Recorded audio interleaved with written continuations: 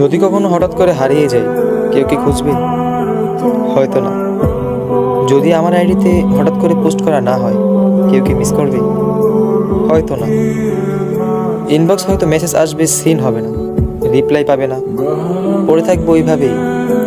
কেউ কেউ হয়তো অপেক্ষা করবে, এই বুঝি আসলো অনলাইনে। আবার কেউ কেউ তো টেরই পাবে না যে কেউ একজন হারিয়ে গেছে। হঠাৎ কারো একটা সময় হয়তো মনে পড়বে যে কে জানি আর নেই। কষ্ট করে নামটা সার্চ করবে, আগের পুরোনো প্রোফাইলটা চেক করবে, আর ভাববে হুট করে কোথায় চলে গেল।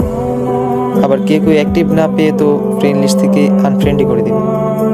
যখন আমি থাকবো না, আমার স্মৃতিগুলি কি কারো মনে পড়বে?